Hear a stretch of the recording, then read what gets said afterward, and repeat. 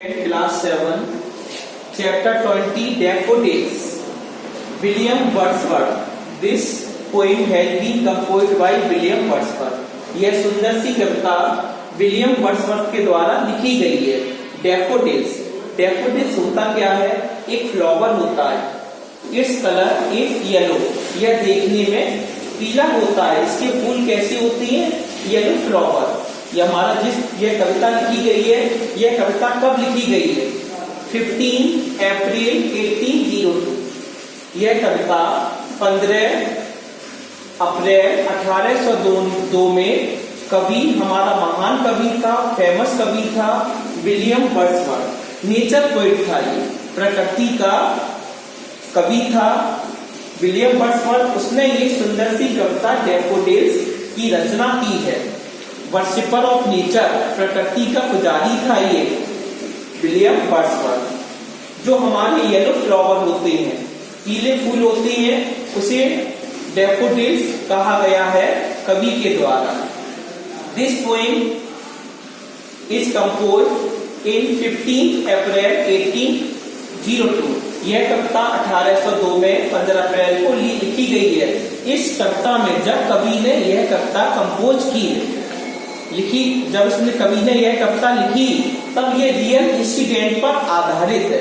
Real वास्तविक घटना थी ये सच्ची कविता है जो कवि से अपनी इंटरनल एक्सपीरियंस कवि ने इस कविता में डाला है।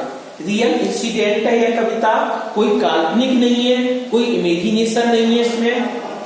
डॉरथी, इसमें क्या है? डॉरथी। डॉरथी कौन थी? ये क्वेश्चन बन रहा है। डॉरथी कौन थी? William Wordsworth sister. Dorothy William Wordsworth जो कवि है उसकी बहन थी। एक दिन क्या होता है, जब विलियम वर्ड्सवर्थ और डॉरथी अपनी बहन के साथ टहलने के लिए जा रहे थे, तब अचानक विलियम वर्ड्सवर्थ को पीले फूलों का झुंड दिखाई दिया। जब विलियम वर्ड्सवर्थ ने पीले फूलों का झुंड देखा, तब उसके मन में, उसके माइंड में विचार आने लगे। तब वह विलियम वर्ड्सवर्थ इस कविता का निर्माण करता है, डैफोडिल्स। डैफोडिल्स तब कविता लिखता है, रियल इंसिडेंट पर आधारित है। अब देखो कविता की लाइन।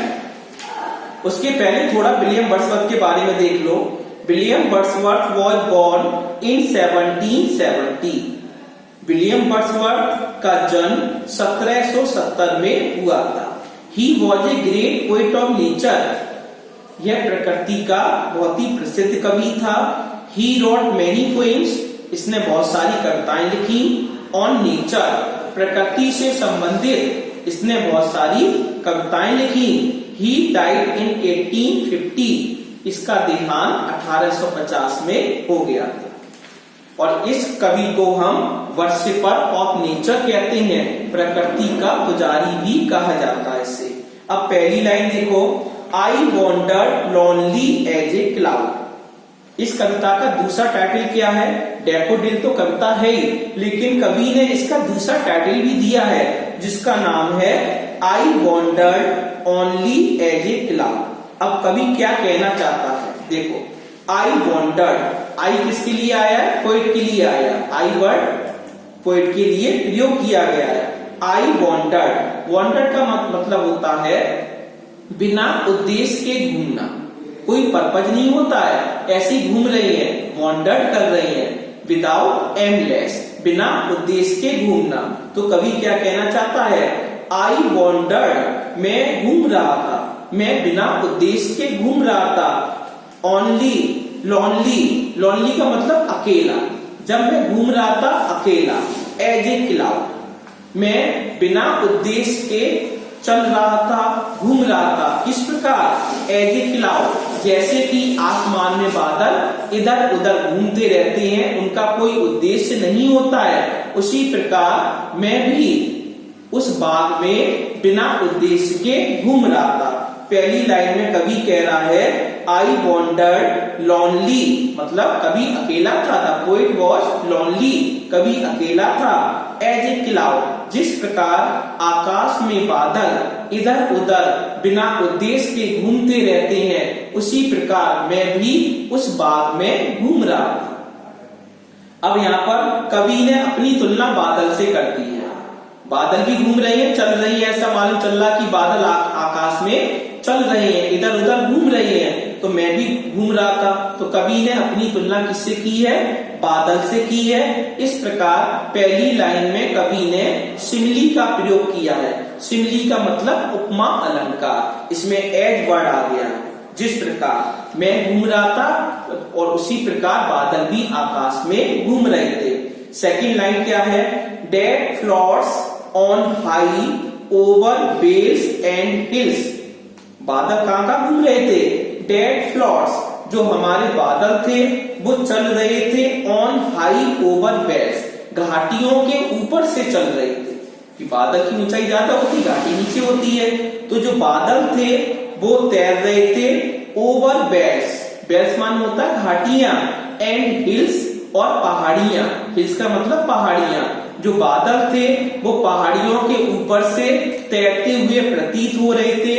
वो बादल जो घाटियों के ऊपर से तैरते हुए प्रतीत हो रहे थे। अब इस लाइन में देखो कवि ने प्रकृति की चीजों को डाला है, जो नेचर से संबंधित, जिससे हमारी प्रकृति बनी है वो डाला। कौन कौन सी चीजें हैं? क्लाउड, बादल, ये प्रकृति के अंतर्गत आती हैं। वेल्स, घाटियां, ये भी प्रकृति की देन है। हिल्स, पहाड़ियां, ये भी प्रकृति की देन है। तो कवि कैसा है? वर्शिपर ऑफ नेचर, प्रकृति का पुजारी है, नेचर पोएट है, प्रकृति का कवि है। इसने जब पोएम लिखी है तो प्रकृति की कुछ चीजों को डाल दिया। थर्ड लाइन देखो क्या कह रहा है? वेन ऑल एट वंस, जब एट वंस तुरंत ही, आई सा ए क्राउड। यहाँ क्राउड का मतलब भीड़ नहीं है, यहाँ क्राउड का मतलब है झुंड। यहाँ पर कवि कह रहा है आई सॉ ए क्राउड, मैंने एक भीड़ देखी, भीड़ नहीं देखी, मैंने एक झुंड देखा। अब झुंड किसका था? A host of golden daffodils. Host का मतलब है झुंड, ऑफ गोल्डन, गोल्डन का मतलब सोने के समान। सोना कैसा होता है? पीला। फूल हमारा कैसा है? डैफोडिल, पीला है। तो कवि कहना चाहता है जब मैं टहल रहा था, जब मैं आवारा मतलब एमलेसली, बिना उद्देश्य के घूम रहा था, जिस प्रकार आकाश में बादल बिना उद्देश्य के इधर उधर घूम रहे हैं, उसी प्रकार मैं भी बगीचे में घूम रहा था। जो बादल घाटियों से होकर गुजर रहे थे, तैर रहे थे, और जो बादल पहाड़ियों से होकर गुजर रहे थे, अचानक मेरी नजर एक झुंड पर पड़ी। ए होस्ट ऑफ गोल्डन डैफोडिल्स, मैंने डैफोडिल्स, पीले कलर के फूलों का झुंड देखा। कवि यहाँ पर कहना चाहता है कि मैंने पीले रंग के फूलों का झुंड देखा। विसाइड द लेक, वह झुंड कहां पर था? कवि क्या कहना चाहता है? विसाइड द लेक, विसाइड माने होता है पास में, लेक माने झील, जहां पर झील बह रही थी उसके पास में मैंने डैफोडिल के फूलों का झुंड देखा।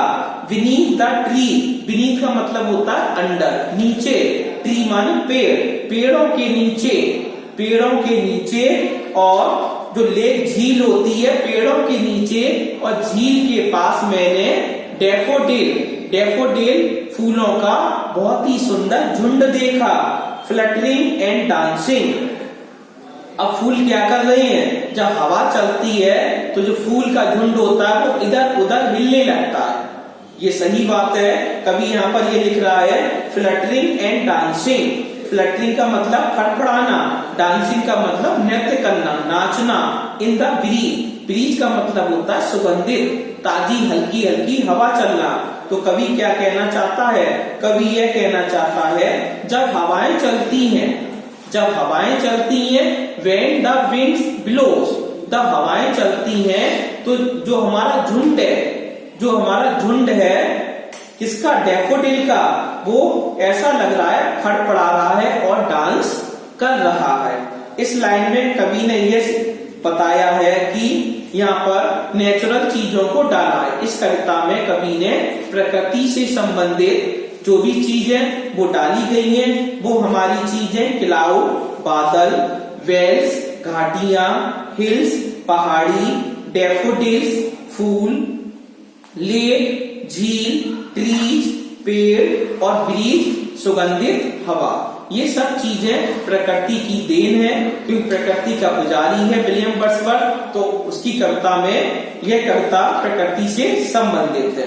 अब अगली लाइन देखो, अगली लाइन में कवि क्या कहना चाहता है, कंटिन्यूअस, कंटिन्यूअस मान होता है लगातार, as the stars that shine, जब हम आकाश में रात्रि में आकाश को देखते हैं, when we watch the stars at night, जब हम रात में आकाश को में देखते हैं तो क्या देखते हैं, बहुत सारे तारे, a lot of stars, बहुत सारे तारे देखते हैं।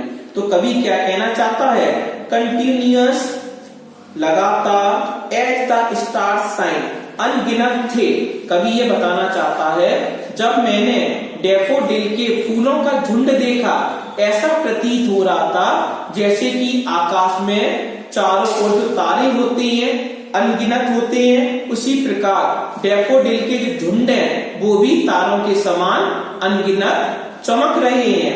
Continuous as the stars that shine, अनगिनत तारे आकाश में चमकते हैं। एंड ट्विंकल, ट्विंकल का मतलब होता है टिमटिमाना, ट्विंकल का मतलब टिमटिमाना, ऑन द मिल्की वे, आकाश गंगा की तरह, आकाश गंगा में ऐसा लग रहा है कि तारे टिमटिमा रहे हो। उसी प्रकार जो डैफोडिल का झुंड है वो भी अनगिनत था। दे स्ट्रेच्ड, मतलब वे फैले हुए थे, जो डैफोडिल फ्लावर हैं वो फैले हुए थे।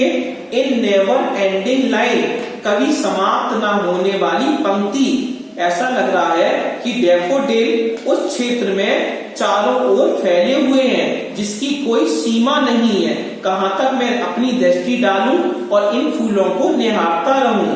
Along the margin of the way, along the margin, किनारे, मार्जिन का मतलब होता है किनारे, अलोंग द मार्जिन, किनारे, ऑफ द वे, वे का मतलब होता है घाटी, VAY, वे का मतलब घाटी, घाटी के किनारे तक ऐसा प्रतीत हो रहा है, घाटी के किनारे तक डैफोडिल का झुंड है, मैं बैठकर दिन रात निहारता रहूं।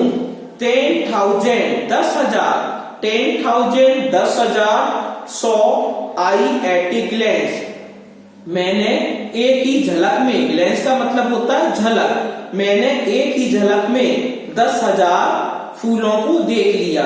यहाँ पर कवि एक अलंकार डाल रहा है जिसे कहते हैं हाइपरबोल। हाइपरबोल, बड़ा चढ़ाकर कोई बात कहना, उसे हम हाइपरबोल कहते हैं। हिंदी में अलंकार वो होता है अतिशयोक्ति, उसे हम कहते हैं अतिशयोक्ति। तो यहाँ पर विलियम वर्ड्सवर्थ ने इस लाइन में हाइपरबोल डाला है। In this line the poet William Wordsworth uses a figure of speech named hyperbole, उस अलंकार का नाम है hyperbole.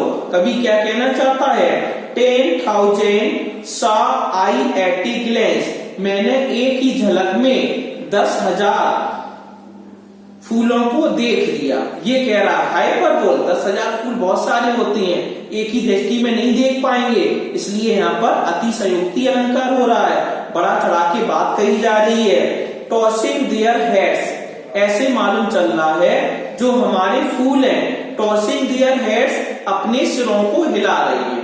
Tossing their heads in sprightly dance, आनंद को डांस कर रही है। हवा चल रही है तो वो डैफोडिल के फूल हैं वो इधर उधर हिल रही है, कवि को बहुत ही आकर्षित लग रहा है, उसका मन बहुत ही प्रफुल्ल हो रहा है जब कवि इन फूलों को देखता है। When the poet sees the daffodil, जब इन फूलों को देखता है तो क्या होता है, he becomes very happy, वह बहुत प्रसन्न हो जाता है। इस प्रकार हमारा पार्ट 1 ये हमने 2 स्टैंजा आपको समझा दिए विलियम वर्ड्सवर्थ डैफोडिल।